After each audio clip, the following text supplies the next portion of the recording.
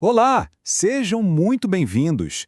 Nessa análise, a gente vai mergulhar em um tema que define qualquer safra, mas que, acredite, é o menos gerenciado de forma profissional: o clima. Vamos descobrir juntos como transformar essa que é a maior variável da agricultura em uma ferramenta de gestão e das mais poderosas. E para começar, essa frase do professor Fábio Marim, da Exalc, já diz tudo, né? Vai direto ao ponto. Pensa bem, apesar de ser o fator de maior impacto na produtividade, a gestão do clima na agricultura ainda carece de profissionalismo. É exatamente essa lacuna que a gente vai explorar agora. Então a pergunta que fica é: por que o clima, que é a variável mais importante da produção, ainda é tratado assim, como um fator subdesenvolvido? A resposta, no fundo, está numa virada de chave, numa mudança de mentalidade. Parar de usar o clima como desculpa e começar a usar como estratégia. Olha só o contraste que esse slide mostra. É fundamental. De um lado, tem aquela mentalidade reativa que usa o clima quase como uma muleta. Do outro, uma visão profissional que quantifica o impacto. A conversa deixa de ser sobre clima bom ou ruim para ser sobre um impacto de mais 4% ou menos 10%. Isso transforma o clima num fator de produção, algo que pode ser medido e, claro, gerenciado. E essa lacuna profissional, ela começa lá atrás, na formação. Como o professor Marina aponta, numa das principais universidades de agronomia do país, um estudante tem 9 disciplinas obrigatórias sobre solos, mas só uma sobre clima. É uma desproporção enorme que se reflete e muito lá no campo. Certo, mas como é que se sai da sorte, do acaso, e se vai para uma gestão baseada em dados? O segredo está todo em transformar o abstrato, o clima, em números. Números concretos que direcionam decisões estratégicas. E o conceito-chave para isso é o de inteligência climática. Não adianta só saber que choveu 50 milímetros. O que interessa de verdade é traduzir essa chuva em sacas de soja por hectare, em TCH, toneladas de cana por hectare, ou em ATR, que mede a qualidade e o açúcar. É essa conexão direta entre o que acontece na atmosfera e o resultado financeiro da fazenda. Para profissionalizar esse processo todo, o professor Marim propõe 3 pilares.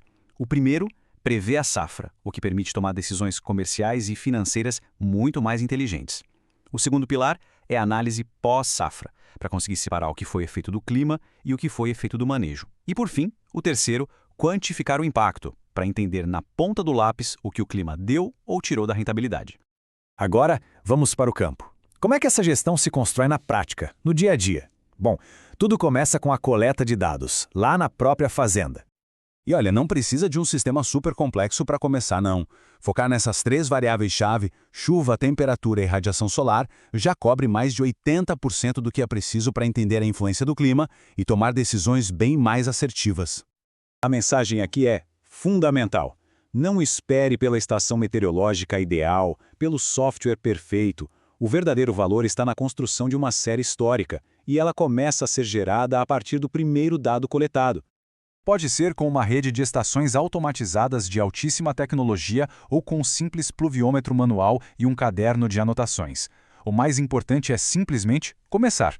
Construir essa base de dados históricos para uma localidade específica é o primeiro grande passo para a inteligência climática. E a falta de uma estação própria não é impedimento. Dados públicos de fontes como o Unimet, o CPTEC e as redes estaduais são extremamente valiosos. Com uma regra geral, uma estação pública a até 40 km de distância já consegue fornecer uma base de dados bem robusta para começar qualquer análise.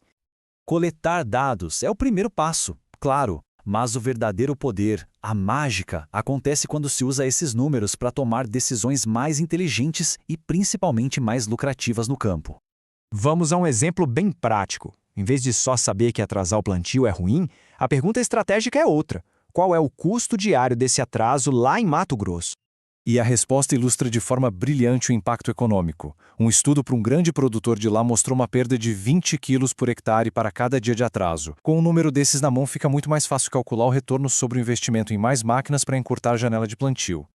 Agora, outra decisão tática em que os dados podem desafiar o conhecimento tradicional, aquele de sempre. Com base na retenção de água, a escolha parece óbvia, né? Mas a resposta pode surpreender.